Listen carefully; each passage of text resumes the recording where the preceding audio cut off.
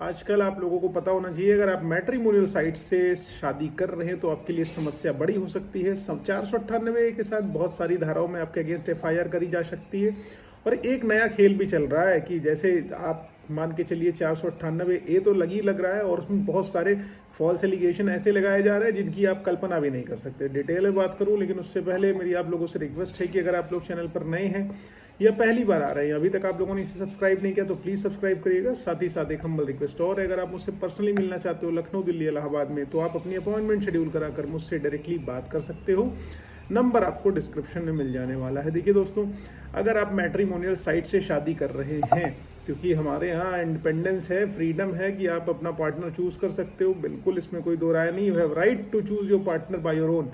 लेकिन matrimonial site से शादी कर रहे हैं, क्योंकि मैट्रिमोनियल साइट्स पर जो भी प्रोफाइल अपडेट होती है एक तरीके का छलावा होती है, ना आप उसको जानते हैं ना वो आपको जानती है। लड़का भी अपने आप को बहुत रिच और प्रॉस्परस प्रेजेंट करने की कोशिश करता है और लड़की वहां पर अपने आप को स्वतंत्र विचारों की महिला बताने की कोशिश करती है। और ऐसे में क्या होता है, यहीं पर आप मात खा जाते हो, उसकी सारी बातों को आप फुलफिल करने लगते हो, उसकी सारी बातों को सुनने लगते हो और वो आपको उल्लू बना के चली जाती। कैसे? मेरा एक मैटर है, एक क्लाइंट है बेचारे, उन्होंने एक महिला से मैट्रिमोनियल साइट के थ्रू शादी करी और वो महिला ऑलरेडी 3 लोगों से शादीशुदा थी और उसको प्रेगनेंसी भी हो रखी थी, उसने अबॉर्शन भी करा रखा था। अब लड़के को चीज़ें सारी की सारी पता चल जाती हैं, लड़का जो है एकदम शॉक में आ जाता है। फिर लड़का उससे क्वेश्चंस करता है तो लड़की ऑल ऑफ सडन सारा सामान लपेटती है, सारा सामान, सारा जेवर और पैसा लपेट के गायब हो जाती है। उसके बाद 2 दिनों बाद पुलिस स्टेशन से फ़ोन आता है कि भैया तुम्हारे खिलाफ 498A और अन्य धाराओं में एफआईआर दर्ज हो गई है। वो धारा लगती है उनके ऊपर 498A, 323, 504, 506, ये तो सिंपल धारा हो गई। अब दूसरा छोर सुनिए, 377 लगी हुई है, 377 लगी है ससुर जी पर, 376 और 354 लगी है देवर पर, 376 और 354 लगा हुआ है। और लड़के की माँ के ऊपर लगा हुआ है कि ये अगर मैं उससे कंप्लेंट करती थी कि मेरे को ससुर जी या देवर जी छेड़ते हैं और पति जो है अप्राकृतिक सेक्स करता है, तो उसके लिए वो कहती थी कि वो जैसे कहते वैसे करते रहो, हमारे खानदान में सारा कुछ चलता है। और सास के ऊपर एक एलिगेशन और लगा कि हम तुमसे वैश्यावृत्ति कराएंगे क्योंकि ये हमारा धंधा है, क्योंकि हम इसी तरीके से कमाते हैं। मतलब ऐसे ऐसे एलिगेशन लगेंगे। और यही नहीं बचा, सारी चीज़ें ये लिखाया कि नशे की दवाइयाँ खिलाकर जो है वो मेरे साथ जो है शारीरिक संबंध करवाती थी अपने पति से, मतलब अपने पति से और अपने छोटे पुत्र से भी। अब आप समझ लीजिए, और गोलियां खिला देती थी जिससे मेरी प्रेगनेंसी टर्मिनेट हो जाए। अब सोचिए 498A की सिंपल सी एफआईआर जिसमें अरेस्ट का प्रोविजन नहीं है, अब पहले होता था, उसको कितना मजबूत बना दिया गया सिर्फ शब्दों के जाल से, शब्दों की हेरफेर के द्वारा। किसके द्वारा? शब्दों की हेरफेर के द्वारा। अब क्या, अब ऐसी एफआईआर में कौन अरेस्ट नहीं करेगा, कौन गिरफ्तारी नहीं करेगा, कौन आपको सच्चा समझेगा?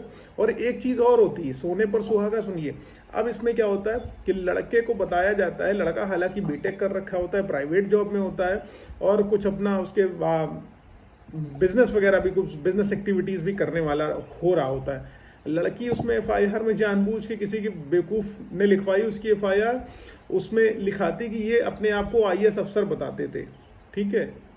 और इसलिए जो है मेरे इनके बीच में विवाद हो गया और मैं अपने मायके चली आई, ठीक है।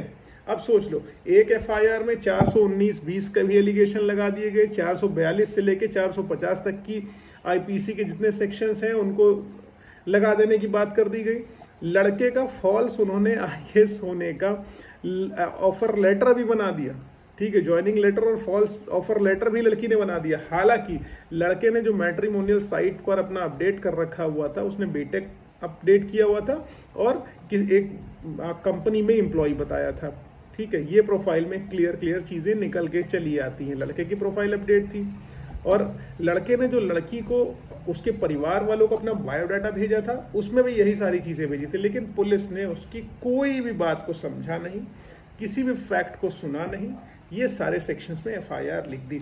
अब पहली चीज़, लड़के पे 419-20 का मुकदमा तो हो ही गया, कोर्ट रचित प्रमाण पत्र बनाने के लिए 442 से 450 तक की धाराएं उसके अंदर लग गई, ठीक है। कॉग्निजिबल बना दी एफआईआर को ना, फर्जी दस्तावेज बनाने वाली बात हो गई, धोखाधड़ी करने वाली बात हो गई, लड़की के माँ के ऊपर लड़के के माँ के उसने देखिए लड़के के माँ के ऊपर 313 लगा दी, 313 लगा दी कि इन्होंने मेरी प्रेगनेंसी टर्मिनेट करवाई, गोलियां खिला दी, ठीक है।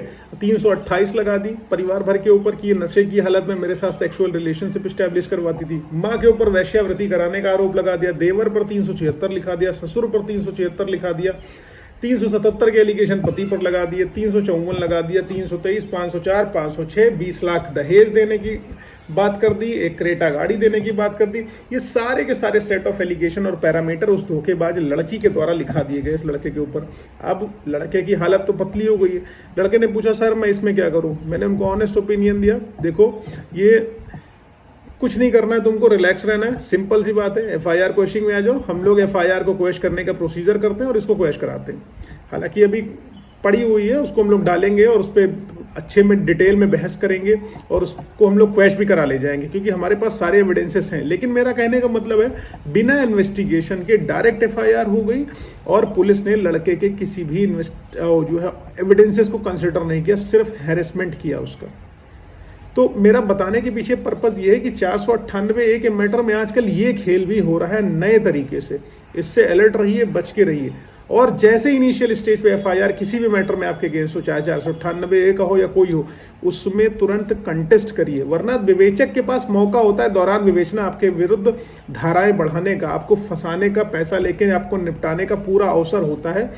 और जहां पर आप चूक गए वहीं पर विवेचक अपोजिट पार्टी से मिल के आपको फंसा देगा, उससे पैसे